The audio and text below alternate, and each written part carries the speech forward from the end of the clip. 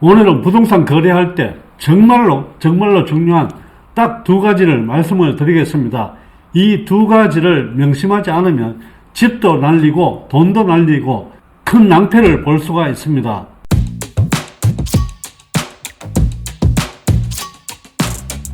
첫 번째입니다. 집 계약할 때 등기부 등본 믿고 이제 이것 안 하면 집 다 날아갑니다. 등기부 등본은 법적인 공신력이 없습니다.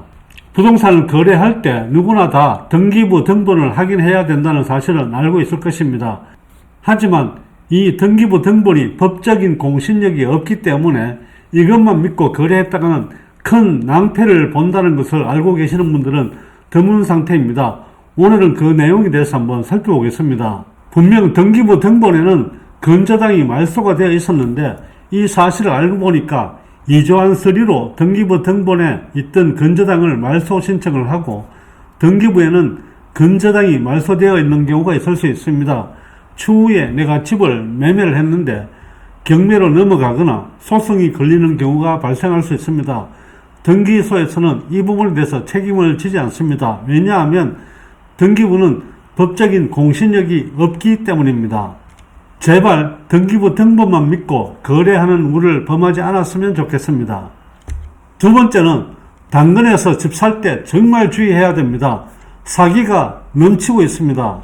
부동산 중개 수수료를 아끼려고 최근에는 아파트 같은 경우에 당근마켓에서 직거래를 하시는 분이 굉장히 많습니다. 당근마켓 부동산 거래 현황을 살펴보면 21년도에는 268건이 거래가 되었습니다.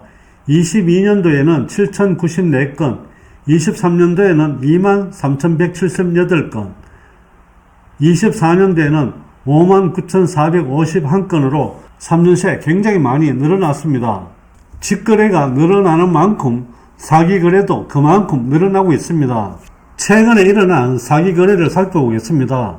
최근 전국 각지에서 네이버 또는 직방 다방에 매물로 나온 오피스텔 공실 이주 대상으로 공인중개사를 사칭 공동중개를 제안하며 지금 오피스텔 앞인데 직접 보고 갈 테니 비밀번호를 알려달라고 하는 사기 사건이 발생하고 있습니다. 일반적으로 공인중개사 사무소에서는 일반인들에게는 오피스텔이 공실로 되어 있더라도 비번을 가르쳐 주지 않습니다. 하지만 공인중개사를 사칭해서 공동중개를 제안하며 비번을 묻는 경우가 가끔 있습니다.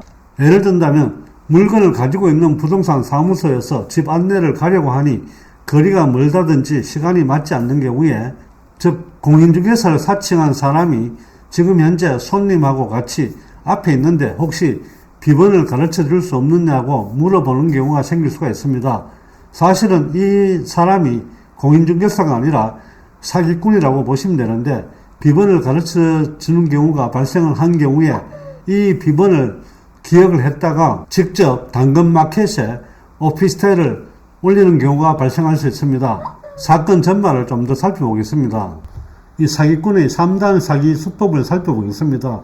1차로 공인중개사를 사칭, 공동중개를 제안하며 공실이주 매물 광고된 오피스텔의 출입문 비밀번호를 해당 중개사무소를 통해서 알아내게 됩니다. 기존에 매물로 나온 것은 보증금 1,000만원에 월 임대료 110만원입니다. 2차 단계로 본인이 임대인인 양 가장하여 당근 등 직거래 사이트에 재광고하며 주변 시세보다 월등히 저렴한 가격에 피해자를 유인하고 있습니다. 원래는 보증금 1,000만원에 월 임대료 110만원 하던 것을 보증금 1,000만원에 임대료 50만원으로 저렴하게 이렇게 시중에 당근으로 내놓게 됩니다. 3차 단계에서는 이 사기꾼은 당근 등 직거래 광고의 좋은 매물이 주변보다 50% 이상 저렴하다는 유혹에 끌려 연락을 취해온 계약 희망자에게 비밀번호를 알려주며 본인이 건물 임대인이라고 멀리 있으니 오피스텔을 직접 살펴보라고 합니다. 또한 계약 희망자에게는 본인 이름으로 이조된 등기사항 증명서와 신분증 등을 보여주며 통장 번호를 불러주고 계약금 10에서 20%를 보내라고 한 뒤 편취하고 잠적하는 사기 수법을 벌이고 있습니다. 물론 명의를 알 수 없는 대포폰과 대포 통장을 사용해서 추적이 어렵습니다. 저도 중개업을 10년째 하고 있지만 중개사가 일반인에게 비번을 가르쳐 준다든지 아니면 임대인이 일반인에게 비번을 가르쳐 주는 경우는 거의 없다고 보시면 될 것 같습니다. 안내를 하지 않고 비번을 직접 가르쳐 주고 들어가 보라고 하는 경우에는 사기일 가능성이 있다라고 생각을 하고 계약을 진행하시는 게 좋을 것 같습니다. 최근에는 여러 가지 컴퓨터 기술이나 이런 부분들이 좋아져서 서류 위조가 굉장히 쉽습니다. 앞에서 말씀드렸던 것처럼 등기부 등본은 법적인 공신력이 없습니다. 공신력이 없는 등기부 등본만 믿고 거래를 하시게 된다면 큰 낭패를 볼 수 있기 때문에 이 점 주의하시기 바랍니다. 오늘은 등기부 등본 관련해서 영상을 올렸습니다. 오늘의 영상이 시청자 여러분들께 도움이 되셨기를 바라며 좋아요와 구독도 꼭 눌러주시기 바랍니다. 감사합니다.